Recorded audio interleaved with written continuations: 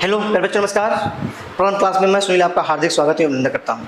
हम पढ़ रहे थे रक्त परिसंचरण तंत्र कि रक्त जो होता है, हमने पढ़ा था कि रक्त जो है हमारे शरीर के एक भाग से अर्थात हृदय से बहता हुआ शरीर के विभिन्न भागों में जाता है और वहाँ से पुनः हृदय में आता है। ये तो हमने पढ़ा।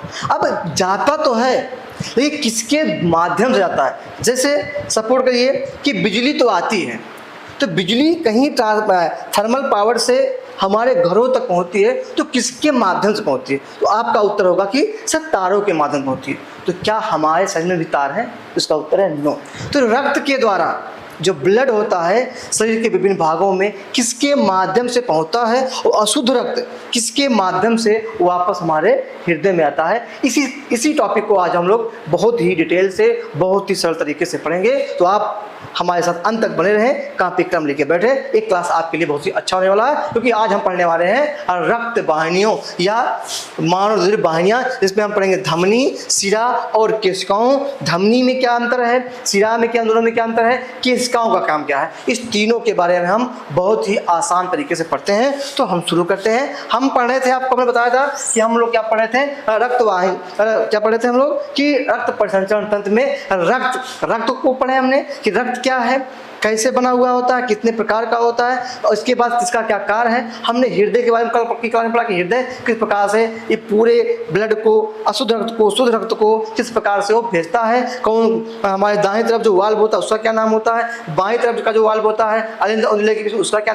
नाम होता है, जो नीले और बायां नीले और धमनियों के बीच में जो वाल्व होता है उसका क्या नाम होता है। यदि आपको पता है तो उसका नाम कमेंट बॉक्स में कमेंट करिएगा, क्योंकि ये सब क्लासें, ये सब टॉपिक हमने कल क्लास में पढ़ा था। तो आज हमारा जो टॉपिक है ये है रुधिर वाहिनियों के बारे में बच्चों, कि हमें रुधिर वाहिनियों के बारे में पढ़ना है, क्योंकि जानते हैं कि हमारे शरीर में ये जो रुधिर वाहिनियां होती हैं यही रक्त को शरीर के विभिन्न भागों में ले जाती हैं, और अशुद्ध रक्त को अर्थात कार्बन डाइऑक्साइड युक्त रक्त को शरीर से कहाँ लेके आती है, फेफड़े आती है। तो रुधिर वाहिनियां तीन प्रकार की होती हैं, समझ लीजिए। पहला हमारा होता है धमनियां होती हैं, शिराएं होती हैं और रुधिर केशिकाएं होती हैं। अब इसी तीनों के बारे में प्यारे बच्चों हमको पढ़ना है कि धमनी क्या होती है, आर्टरीज क्या होती है, वेनिस क्या होती है और कैपिलरीज क्या होती है, इसी के बारे में पढ़ता है। तो शुरू के पहले पढ़ते हैं हम धमनी क्या है।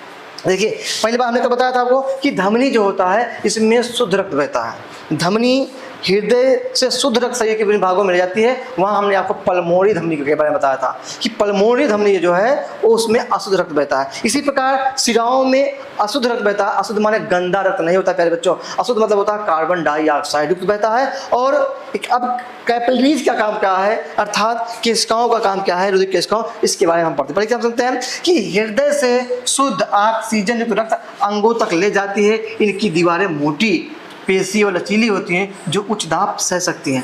इसका अपवाद क्या, पल्मोनी। कहने का मतलब ये जो हमारी आर्टरीज होती हैं इनकी दीवारें क्या होती हैं, इनकी दीवारें मोटी होती हैं। अगर आर्टरीज बनी हुई है तो क्या होती है, इनकी दीवारें क्या होती हैं, इनकी दीवारें क्या होती हैं, इनकी दीवारें क्या होती हैं, मोटी होती हैं। क्या होती हैं, मोटी होती हैं। मोटी इसलिए होती हैं जिससे क्या करती है, जिससे वो रक्त के दाब को सहती हैं।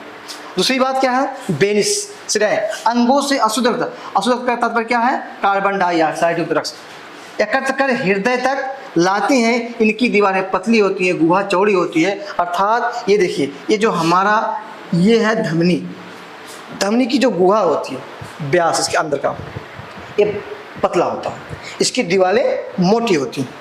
वहीं शिराओं का जो गुहा होता है वो चौड़ा होता है, उसकी दीवारें क्या होती है, पतली। पतली क्यों होती हैं कि क्योंकि ये शिथिलन को, ये जो हमारा संकुचित होता है इसको नहीं सहती है। अर्थात जब हमारा हृदय सिकुड़ता है तो जो ब्लड पंप होता है, ब्लड जिस स्पीड से जाता है उसको, उसकी दाब को केवल कौन सहता है, वो धमनी सहती है, शिराएं नहीं सहती हैं। यही कारण है कि जो धमनियाँ होती हैं उनकी दीवारें मोटी होती है, उनकी गुहा सक्रिय होती है। उसका उल्टा शिराओं की दीवारें पतली होती है, उनका गुहा चौड़ा होता है। दूसरा है धमनिकाएं। अब है रुधिर केशिकाएं। समझ लीजिए, जो रुधिर केशिकाएं होती हैं प्यारे बच्चों, ये धमनियों और शिराओं के बीच संबंध बनाती हैं। अभी हम आगे पढ़ते हैं, लेकिन यहाँ जानिए कि जो रुधिर केशिकाएं होती हैं धमनियों और शिराओं के बीच में क्या बनाती हैं, संबंध बनाती हैं। कि धमनिकाएं अत्यंत बारीक शाखाओं में विभाजित होकर केशिकाएं बनाती हैं, जो पुनः मिलकर शिराएं व शिराएं बनाती हैं। अब थोड़ा आगे चलते हैं। देखिए, ये है संरचना है, किसकी है, ये हमारी क्या है, ये धमनी की संरचना है, और क्या है, ये हमारी है शिरा है। समझिएगा थोड़ा सा। कि संरचनात्मक विशेषताएं क्या होती है कि एक कोशिकीय मोटाई, इनकी भित्ति केवल एक कोशिका जितनी पतली होती है। किसकी? कोशिकाओं की बता रहे हैं।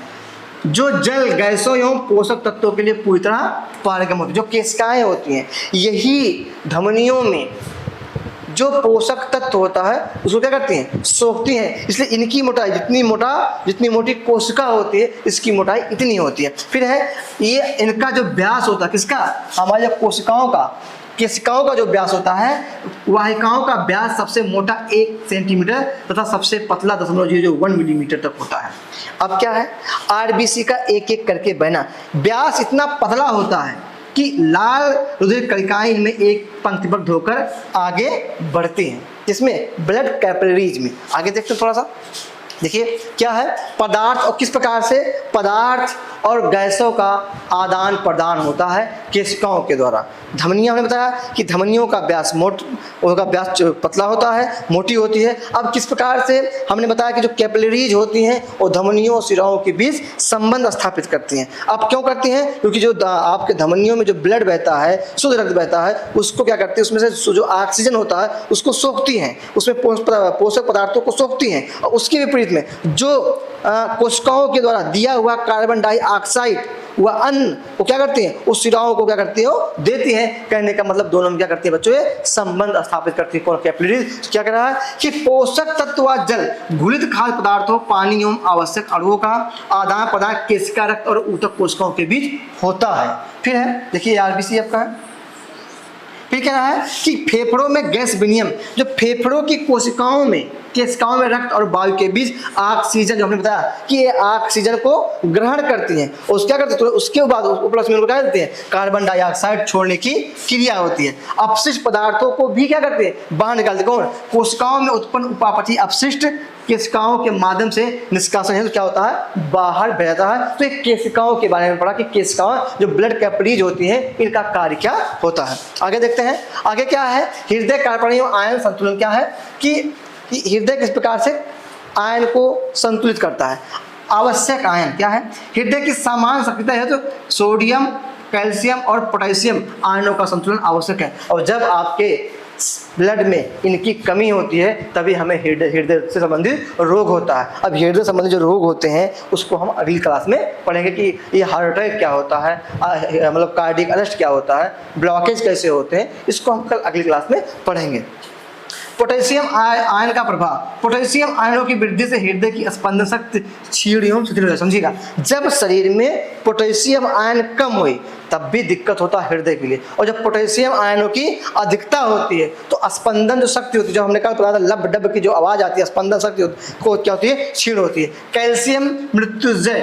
कैल्शियम की वृद्धि से हृदय संकुचित रहता है, अत्याधिक से हृदय सिस्टोल अवस्था में ही रुक जाता है। अगर शरीर में कैल्शियम की मात्रा अधिक हो गई तो हृदय भी हमारा सिस्टोल में ही रुक जाता था, हमारा हार्ट उसमें भी रुक जाता है, व्यक्ति की मृत्यु हो जाती है। अगला है पेशी जनक हृदय। क्या है कि हृदय स्पंदन तंत्रिकाओं से स्वतंत्र विशिष्ट पेसमेकर पेशी द्वारा नियंत्रित होता है। कि हमारे हृदय में पेशी द्वारा का काम करता है पेसमेकर। मतलब क्या होता है इसका कि हृदय को स्पंदन कराने में बहुत मदद करते हैं। हमने कल भी बताया था कि स्पंदन कराने में बहुत मदद करते हैं। यदि कभी कभी क्या होता है पेशियों में स्पंदन कम हो जाता है तो हमको कृत्रिम पेसमेकर लगाना पड़ता है। देखिए अब एक है, समझ लेते हैं यहाँ पे बीपी, बहुत बड़ी समस्या है। ब्लड प्रेशर क्या होता है? ब्लड प्रेशर क्या समझेंगे कि देखिए हमारा जो रक्त है वो हमारी धमनियों पे दाब डालता है। जो हमारा रक्त है वो हमारी धमनियों पे दाब डालता है। वही रक्त के द्वारा डाला गया धमनियों पे दाब ही रक्त दाब कहलाता है, या इसी को ब्लड प्रेशर बीपी या रक्त दाब कहते हैं, रक्तचाप भी कहते हैं। क्या है कि समान रक्तचाप कितना होता है आप जानते हैं? 120/80 होता है, माने सिस्टोल और डायस्टोल होता है। सिस्टोलिक माने जब हमारा हृदय संकुचित होता है उस समय ब्लड जो दाब होता है 120 मिलीमीटर हाइड्रोग्राम के दाब के बराबर होता है। तो सिस्टोलिक क्या है कि हृदय संकुचन के समय धमनियों पर दाब 120 mm होता है। ये कहा गया है कि अगर इतना आपका ब्लड प्रेशर 120/80 है तो आप क्या हैं? स्वस्थ हैं, आपका हृदय स्वस्थ है।